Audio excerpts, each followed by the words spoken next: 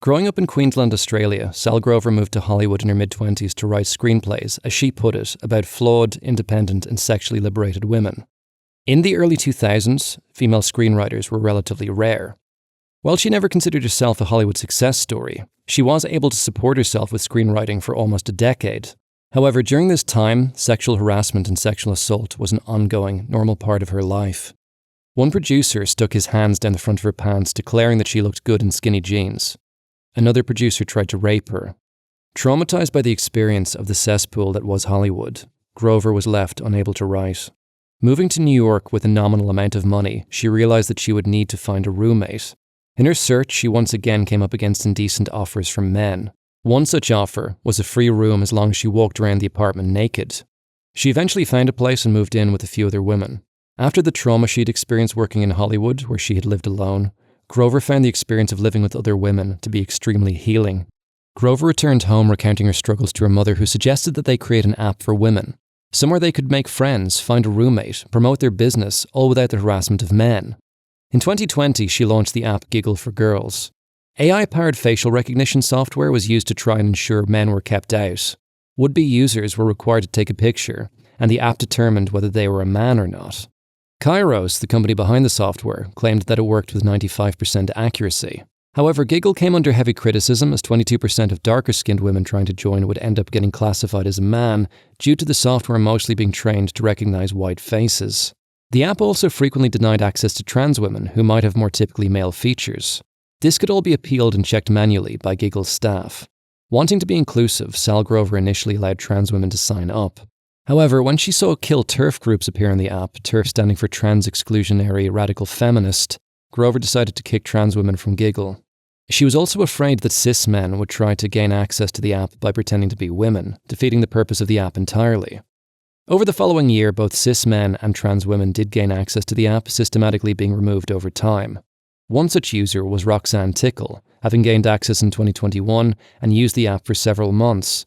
When Tickle realized that they had been kicked from the app, they found Sal Grover's personal phone number and texted her about it. Being contacted like this deeply disturbed Grover, wondering if the next step would be Roxanne Tickle showing up at her door, which thankfully never happened. When Grover looked into the matter, she determined that Roxanne Tickle was a man. In January of 2022, Grover was informed that a trans woman had lodged a complaint against her with the Australian Human Rights Commission. Tickle claimed that they had been discriminated against by being removed from the app. Tickle demanded that they be allowed rejoin. They wanted a written apology and that Grover undergo a re-education course about sex and gender. Grover refused and the case was taken to federal court. Tickle initially dropped the lawsuit, worried about the potential cost of legal fees. However, 5 months later, the case was relaunched when they were able to receive representation from Barry Nielsen lawyers free of charge.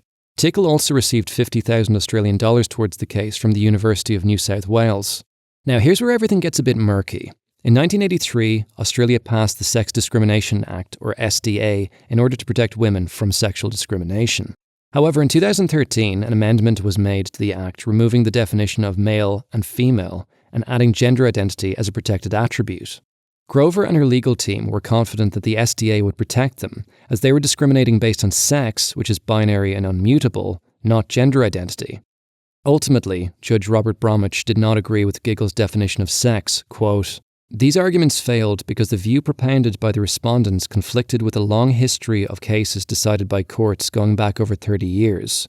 Those cases established that on its ordinary meaning, sex is changeable.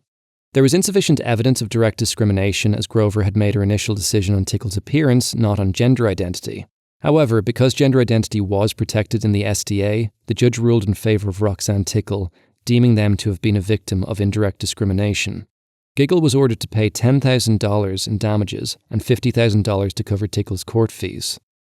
Now, it is at this point that I would like to show you what Roxanne Tickle actually looks like.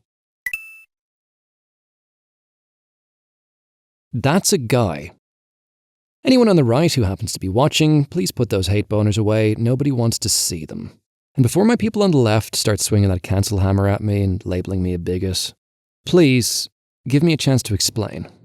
I think the human brain works in one of three ways when it comes to this stuff. The first type will not accept any trans woman as a woman, no matter how convincing they look. The second type will accept that anyone who identifies as a woman is in fact a woman. Then there's the third type, which is what I fall into, where they will accept someone as a woman if there's enough evidence to convince their brain that what they're looking at is indeed a woman. And this is something really fucking important when it comes to trans folk. You have got to be able to pass as a woman if you want people to see you as a woman. Otherwise, you're just going to come across as a dollar store knockoff. It is ma'am. Let me give you an example. I've watched The Queen's Gambit a couple of times now, and if you've never seen it, god damn, it is absolutely phenomenal. The start of the series is set in a girls' orphanage in 1950s Kentucky, and everything from the clothing to the tone feels so on point, capturing that feeling of oppression synonymous with the era. But there's this one character, the girls' choir teacher, Miss Longsdale. The first time I watched this series, what I saw was a guy dressed up as a woman, a tall, broad-shouldered figure, trying to make his voice sound effeminate, and I was really unsure what to make of it. I would guess that, like most men who live around there, he was yet another victim of a carefree life. Were we, the audience, supposed to know that this was a man? Were the characters supposed to know that this was a man? I really couldn't fathom that Kentucky in the 1950s had been that progressive. On my second watching of the series, same thing, the character just stood out so badly to the point that it was distracting, and I decided to look up the actor. Rebecca Root, who played Miss Longsdale, I found out was a trans woman. And I still didn't know what to make of this. Why would they hire a trans woman that clearly couldn't pass for a cisgender woman when being able to pass was essential for believability of the time period in which the series was set? I'll flip the example. Laverne Cox played a female personal trainer in the series Inventing Anna, also a proper good show by the way, and as I sat there watching, I was like, yep, that's a female personal trainer. After a few episodes, I don't know if it was a certain tone of voice or maybe something about her face, but I did wonder if she might be trans, and when I checked, it turns out she was. The point I'm trying to make is that when I first saw her, my brain didn't go, that's a trans woman. It just went, that's a woman. That is the information that was relayed to me. She walked, talked, looked, and acted like a woman. Let's take the Wachowskis. Lana Wachowski is a woman. Lily Wachowski is a bald dude in a dress and a wig. Sorry, Lily.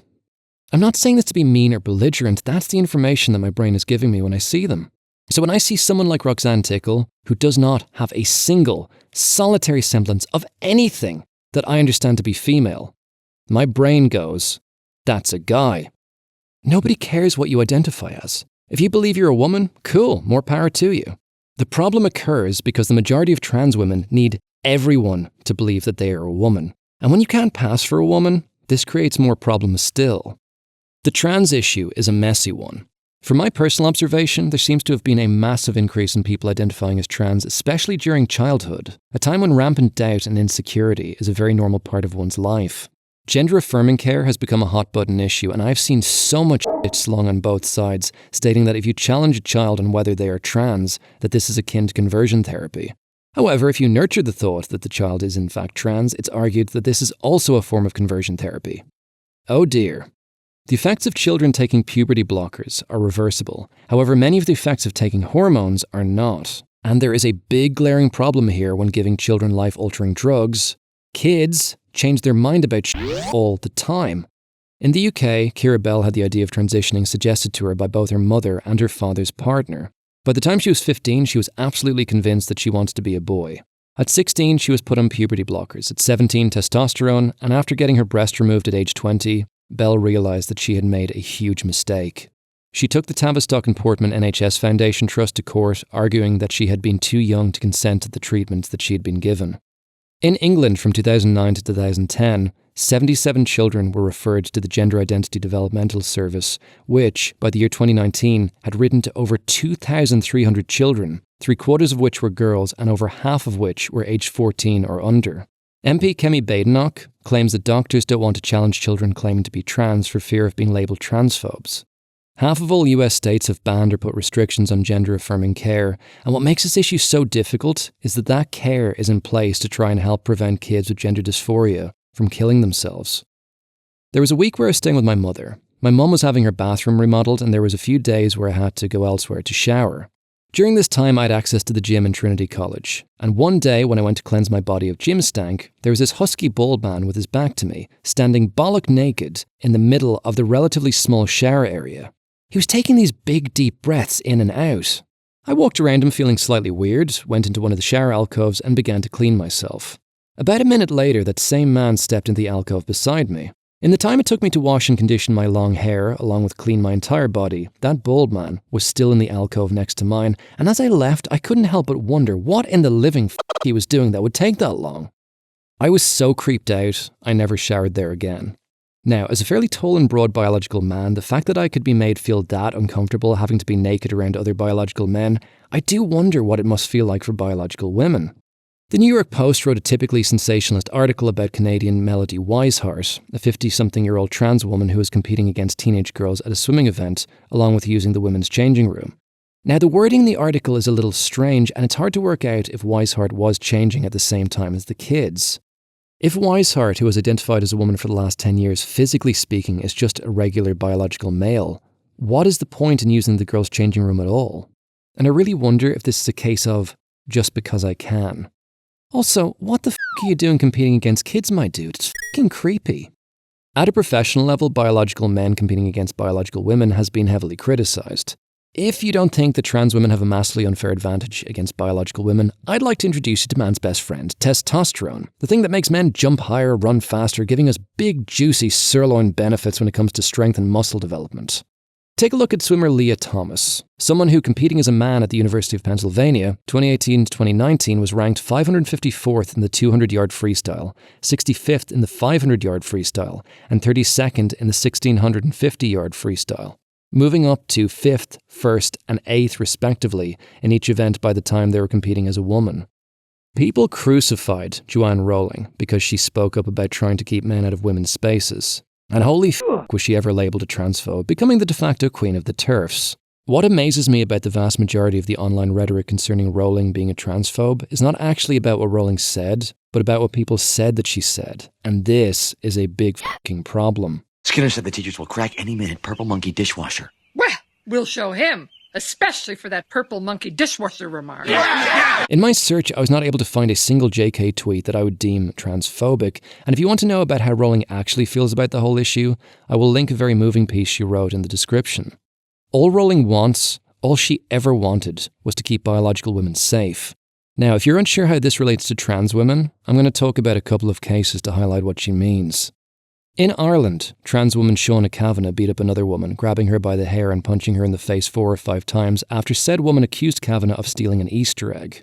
This happened in Novus, a homeless shelter for women. And by the way, Kavanagh received no jail time for this. Trans woman Barbie Kardashian was sent to a women's prison, and while they were kept isolated from the general female population, they still managed to threaten to kill and rape both a fellow prisoner and a prison officer after a rumour was started that Kardashian was leaving the shower areas dirty. Kardashian was charged but then acquitted because apparently there would have been no feasible way for them to have carried out said threats. Saying that, Barbie Kardashian was initially sent to prison for making the very feasible threat to torture, rape and murder their own mother. Quote, "If I got into her house, I would run towards her and put the knife into her body and into her genitalia, prolong my mum's suffering for as long as possible. I would stab her, but not in the heart or neck. I'd want to put her through lots of torture, fear and humiliation. I would bring a screwdriver to insert inside her genitalia because I'm a woman and women rape using objects." That is a lot to unpack. I know that so far I've been very critical of trans women, but I say all this as someone with a significant female identity. I'd say my male and female self is split about 50-50. When I was younger, I would love dressing up in women's clothes. I adored letting myself be a girl, and I still love taking any opportunity to express my girl self. In Final Fantasy VII, my favourite game of all time, there's this scene where you have to dress up Cloud, the main character, as a woman in order to enter the mansion of Don Corneo, a sleazy gangster looking for a bride. At 11 years old, this whole sequence blew my mind, and you have no idea how much the girl part of me loved this. I was so happy that this was all left intact for the remake, and I was so satisfied by how they updated this section of the game. Now, I don't want to represent myself as something that I'm not. Back in the day, they called people like me transvestites, though I always felt that term inferred that there was some compulsion to dress in women's garments, which for me was never the case. Maybe genderqueer is as good a term as any. When I was 11, I had long hair and was able to pass for a girl, though I will admit I did not like being constantly mistaken for one. This was mostly because I attended an all-boys school, and a boy being a girl was always brought up as a negative, frequently paired with being called a faggot. It was interesting though, when people thought I was a girl, they would always treat me better. They talked to me in a nicer tone of voice, they were more gentle with me. And I have to say, I really liked that part of it. As a grown-up, I find it impossible to relate to the struggle of trans folk because, as I came to embrace my female side, being a biological male didn't matter. It didn't affect the female part of me. If I turned into a woman tomorrow, I wouldn't dress any differently. Okay, no, that's a filthy lie. I would occasionally wear a blouse or a skirt or, maybe a fetching summer dress. For the most part, though, I think I'd still dress the same as I do now. My friends wouldn't change, my hobbies wouldn't change, the people I'm attracted to wouldn't change. Yes, I would miss having that sweet, sweet testosterone, and sure, it might take me a while to get used to not having a dick, but the only thing that would really change is how others treated me. The fact that I'm a male is incidental, just like how I happen to be Irish or white.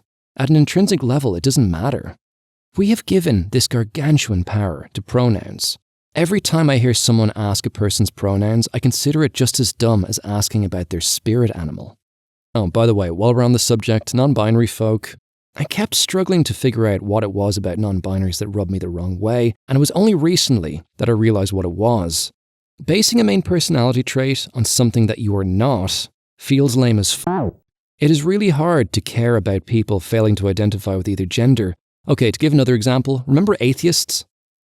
Yeah, same deal, no one gives a shit. There's one really important thing that I want to talk about, something which many people fail to address when it comes to trans. While it is important to break down gender roles in society, we still have to acknowledge that men and women are different. The puberty we go through is different, our feelings are different, how we're treated in society is different. The fact that trans folk can declare themselves to be just the same as the gender with which they identify is quite frankly starting to feel like stolen valor. A trans woman will not have the first idea what a biological woman has had to go through growing up as a woman, especially at the hands of biological men. I know trans women just want to be one of the girls, and though Roxanne Tickle claims that her cis girlfriends treat them just like any other woman, it's never going to be the same. Your experiences are just too different. If tomorrow I decided that I was a woman, do you think I would have a single notion of what being a woman actually means? I would have no understanding of what it's like to get my period at an inopportune moment, or having a rumour started about me in school and being labelled a slut, or constantly having to live in fear of men. Just the same way a woman would not have the first idea how emotionally crippling it is as a boy at the age of 10 being told it's no longer socially acceptable to cry.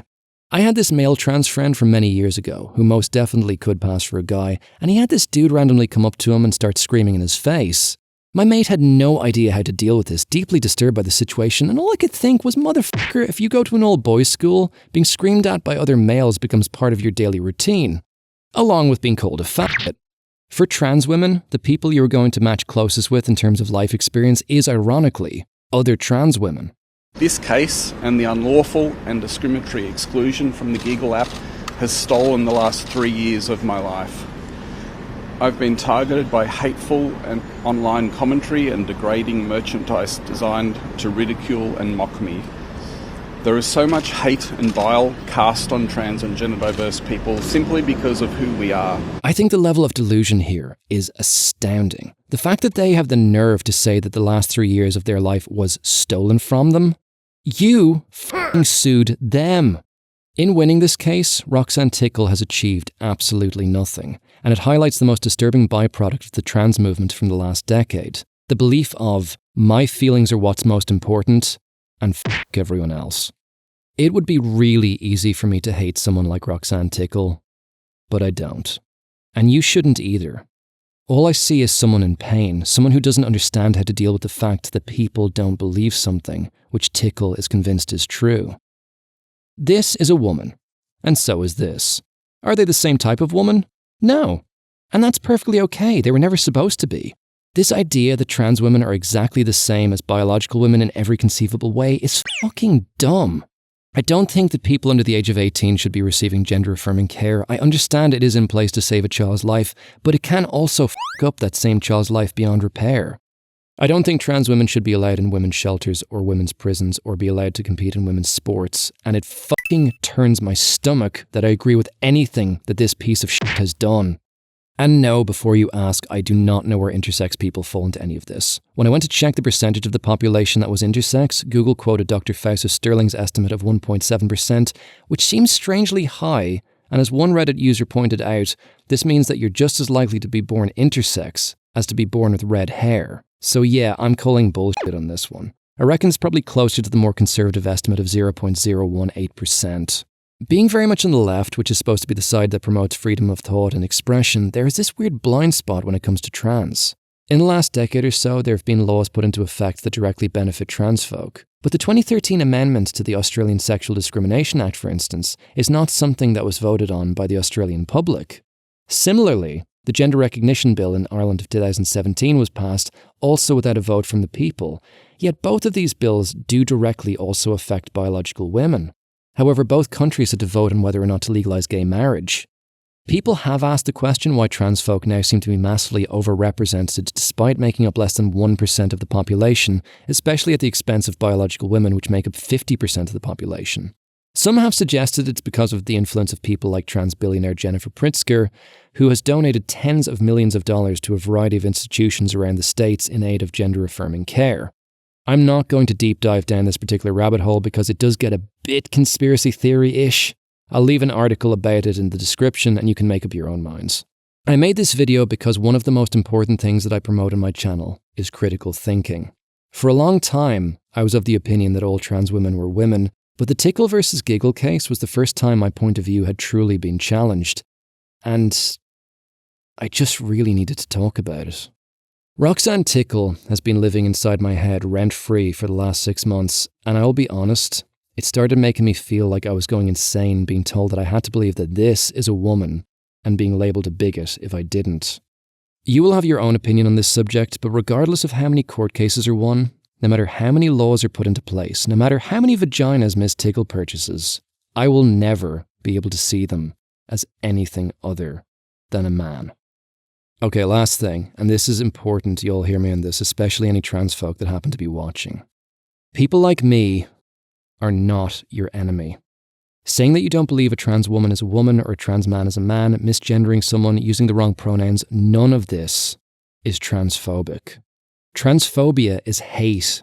Transphobia is saying that you don't have a right to exist. Transphobia is committing acts of violence towards you just because you're trans. If you cannot prove something with scientific evidence to back it up, then it's just an opinion, no matter what the law says. And taking away someone's choice in whether or not to believe an opinion is really fucking wrong. There was this guy up north that refused to make a cake for a gay couple because they wanted it to say, support gay marriage, and people lost their fucking shit over this. The couple took the dude to court. If he doesn't want to make a cake saying support gay marriage, that's his choice. I may choose not to buy cakes from him in the future, but you know what? That's my choice too. If you know anyone that is trans, please be there for them and support them in any way that you are able.